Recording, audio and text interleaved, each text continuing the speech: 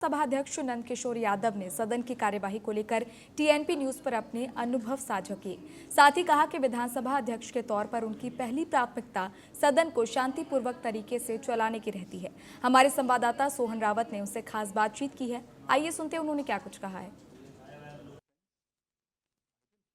नंद किशोर यादव जी, बहुत बहुत स्वागत है आपका टीएनपी न्यूज पर। धन्यवाद। नंद किशोर यादव जी, सबसे पहला सवाल मेरा आपसे ये रहेगा, जब आप विधानसभा स्पीकर बने, जिम्मेदारी बहुत बड़ी है, आपका अनुभव क्या कहता है? जिस तरह से विधानसभा स्पीकर की कार्यशैली को लेकर के हमारे देश में लगातार कई तरह के आरोप भी लगते रहे हैं, आपके साथ में वैसा देखने को नहीं मिलता। देखिए, उसका बड़ा कारण है। मैं जब भारतीय जनता पार्टी में काम करता था तो लगभग 16 साल मैं विभिन्न पदों पर अध्यक्ष के रूप में मैंने काम किया।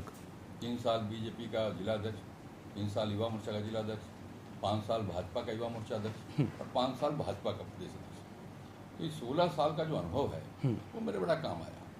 मैं जब अध्यक्ष की कुर्सी पर बैठता हूँ तो बिल्कुल अध्यक्ष को जो व्यवहार करना चाहिए, हाउस को ऑर्डर में रखना, नियम कानून का पालन करना, उसमें कोई कोताही नहीं बरतता हूँ। लेकिन मैं जब उस चेयर से नीचे उतरता हूँ, अपने कक्ष में आता हूँ, यहाँ मैं सबके लिए काम करता हूँ, सबके साथ समान व्यवहार करता हूँ, क्या वो किसी भी दल के विधायक हूँ, क्योंकि मैं उनका गार्जियन हूँ। मैं समझता हूँ तो मेरा दायित्व है, मैं सबकी चिंता को मैं करता हूँ। वही कारण है कि लोग हमारी बात सुनते हैं। अच्छा, जब विधानसभा सत्र का आखिरी दिन था तो आपका शायराना अंदाज भी हमें देखने को मिला, भावुक भी आप नजर आए। अच्छा, ये प्रेरणा कहाँ से मिलती है आपको? देखिए, स्वाभाविक है। सभी को हमने अपने पुस्तकों में पढ़ा है, क्षमा मांगने से कोई छोटा नहीं। बिल्कुल। और मैं मानता हूँ कि व्यक्ति हूँ, आदमी है तो आदमी से गलती हो सकती है। बिल्कुल। तो मेरे व्यवहार से, मेरे वाणी से अगर किसी को आहत हुआ हो, कोई आहत हुआ हो, तो उससे क्षमा मांगना कोई छोटा काम नहीं, तो बड़ा होने का काम है। बिल्कुल। और दूसरी बात क्या है कि लगातार मुझे पुस्तकें पढ़ने का भी शौक है, तो कुछ अच्छी पंक्तियां ध्यान में आती है तो समय पे बोल देने से तनाव कम होता है। मैं उसका उपयोग करता हूँ। बिल्कुल, तनाव कम होता है सदन का। बहुत ही, जिस तरह से आप बात करें, बहुत ही सुलझे हुए किरदार नजर आते हैं। लेकिन जब विधानसभा अध्यक्ष पद की जिम्मेदारी होती है तो वहां पर तनावपूर्ण माहौल रहता है, लगातार हंगामा होता है। तो एक सवाल जो जनता के मन में आता है कि विधानसभा में हमने चुनकर के विधायकों को भेजा है, लेकिन यहाँ पर हंगामा हो रहा है, तो वो कहीं आहत करता है। ये स्वाभाविक रूप से कि वहाँ होता क्या है कि दलीय आधार पर लोग अपनी धारणाएं बनाते हैं, दल का जो निर्णय होता है उसके अनुसार एक्ट करते हैं।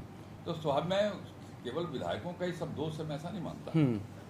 लेकिन जरूर मैंने बार बार एक बात कहा है कि विधानसभा विमर्श की जगह है। बिल्कुल स्वाभाविक है, मतभेद तो होंगे, मतभेद होना स्वाभाविक है, अलग अलग दल के लोग, अलग अलग विचारधारा के लोग हैं।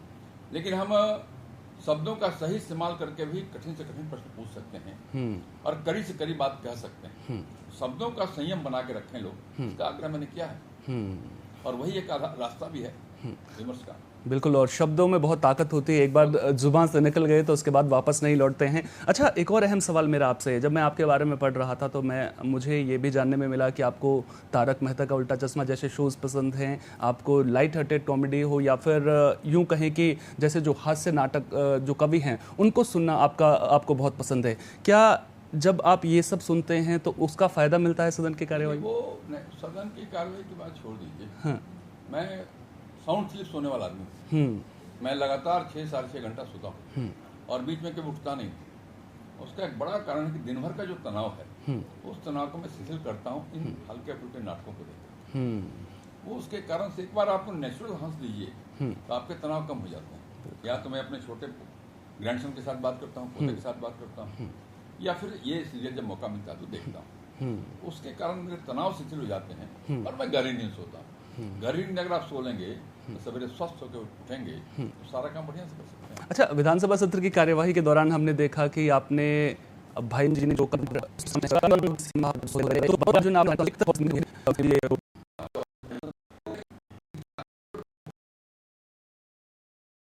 उसमें थी सरकार के बिल को पास करना। मैं उस बिल को पास करना चाहता था और इसलिए मैं सदन में शांति चाहता था ताकि दोनों पक्ष शांत होकर बैठे और बिल की चर्चा हो सके। इसका आग्रह था, किसी के प्रति कोई दुर्भावना नहीं। बिल्कुल, किसी के प्रति कोई दुर्भावना नहीं थी। अच्छा, पटना साहिब विधानसभा से भी आप विधायक रहे हैं, आपसे मैं राजनीति को लेकर के एक सवाल पूछना चाहूँगा। जब आप आरएसएस में सक्रिय स्वयंसेवक थे तो उसका कितना फ़ायदा आपको मिलता हुआ नजर आया? जो उनके सिद्धांत हैं उनका कितना इम्पैक्ट पड़ता हुआ नजर आया? ये आरएसएस ने तो मेरे जीवन में पूरा परिवर्तन ला दिया है। अनुशासन, संयम, देशभक्ति, राष्ट्र प्रथम, ये सब जो विचार हैं वो संघ की ही देन है, और संस्कार ये सारे संघ की देन है। उसके कारण ही मेरे व्यक्तित्व का विकास हो पाया है।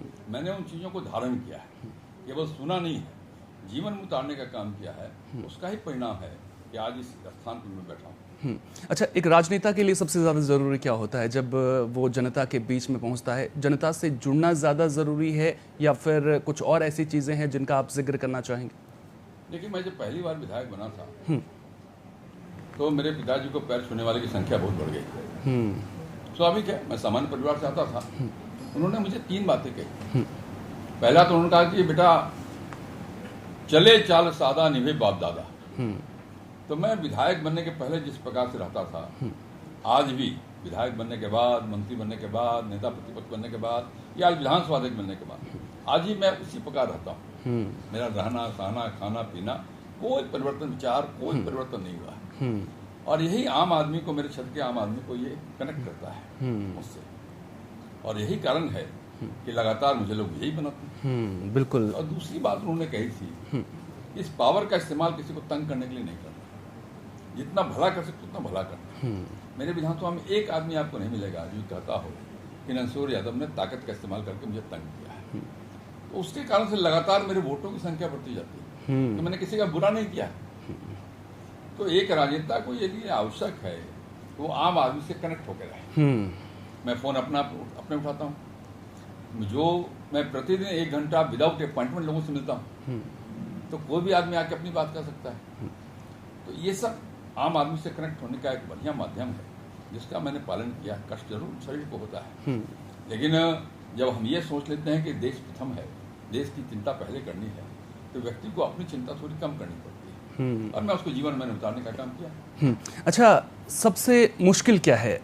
एक नेता प्रतिपक्ष की जिम्मेदारी, स्पीकर की जिम्मेदारी, मंत्री पद की जिम्मेदारी, या फिर विधायक की जिम्मेदारी? देखिए, जिम्मेदारी तो कोई कठिन नहीं है।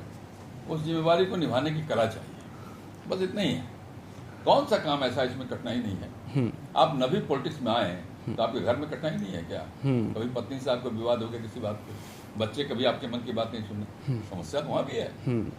लेकिन उस समस्याओं का समाधान आप कैसे करते हैं, आपका नजरिया क्या है समस्याओं के समाधान के प्रति, वो महत्व का है, वो काम की चीज है। अच्छा, अगर मैं विधानसभा को लेकर के, जब से आप स्पीकर बने हैं उसके बाद से अब तक का आपका सबसे यादगार पल के बारे में आपसे पूछूं तो वो सबसे यादगार पल क्या होगा? देखिए, सबसे यादगार पल तो जब मैं अध्यक्ष निर्वाचित हुआ तो पूरे सदन ने सर्वसम्मति से मुझे अध्यक्ष निर्वाचित किया। ये मेरे लिए महत्व का विषय था, क्योंकि उसमें इतना तनाव था। उसके पहले वाले अध्यक्ष जी को हटाया गया बहुमत के साथ, उन्होंने इस्तीफा नहीं दिया। लेकिन जब पक्ष और विपक्ष सब मिलकर के मेरे साथ सर्वसम्मत प्रस्ताव के द्वारा मुझे अध्यक्ष निर्वाचित किया, वो मेरे लिए बड़ा सुकून का समय था, अच्छा लगा। अच्छा, आखिरी सवाल अब मैं आपसे लूंगा। बिहार की राजनीति को आप किस तरह से देखते हैं? राजनीति की स्वच्छंदता को लेकर के आपके क्या विचार हैं? और आपसे समझना चाहूंगा कि राजनेताओं को लेकर के लोगों के मन में कई तरह के सवाल उठते हैं, उन सवालों को लेकर के आप क्या सोचते हैं? देखिए, मैं एक बात जानता हूँ कि देश विकास के रास्ते पे आगे बढ़ रहा है, और उसकी तुलना में हमारा बिहार उतनी तेजी से आगे नहीं बढ़ पाया। तो बिहार की राजनीति का एक एक केंद्र बिंदु होना चाहिए, बिहार का और त्वरित गति से विकास। जो इस धारा के साथ चलना चाहते हैं, जनता उनको ही स्वीकार करेगी, और वही सबका लक्ष्य होना चाहिए। और मैं मानता हूं कि इस लक्ष्य को प्राप्त करने के लिए एक सुविचारित नीति चाहिए, साथ साथ लोगों के व्यवहार कुशलता भी चाहिए, और आम आदमी का विश्वास हासिल करने की कला भी चाहिए। तभी बिहार का विकास हो भी रहा है। मैं तो 2005 में पहली बार मंत्री बना था। मैं जानता हूँ, आप जहाँ से आते हो वहाँ 4 लेन 6 लेन पे चलते हो, यहाँ तो 4 लेन नाम की चीज़ ही नहीं थी। और वहाँ से काम शुरू होते होते अगर आज बिहार के अंदर सड़क, बिजली, पानी की समस्या का समाधान हो गया, कि बिहार के बढ़ते कदम का परिचय है। लेकिन और आगे बढ़ना है और नई मंजिल प्राप्त करनी है, तो बिहार विकसित बिहार के रूप में सामने आएगा। यानी कि रुकना नहीं, आगे बढ़ते रहना है। बहुत बहुत शुक्रिया नंदकिशोर यादव जी इस चर्चा में हमारे साथ हिस्सा लेने के लिए। तो ये थे बिहार विधानसभा के अध्यक्ष नंदकिशोर यादव जी, जिन्होंने कई महत्वपूर्ण पहलुओं को लेकर के हमारे साथ में बातचीत की, हमें बताया कि राजनीति में क्या बहुत ज़रूरी है, साथ ही साथ अपने अनुभव को भी ये साझा करते हुए नजर आए। फिलहाल के लिए इतना ही। लगातार बने रहिए TNP न्यूज़ के साथ।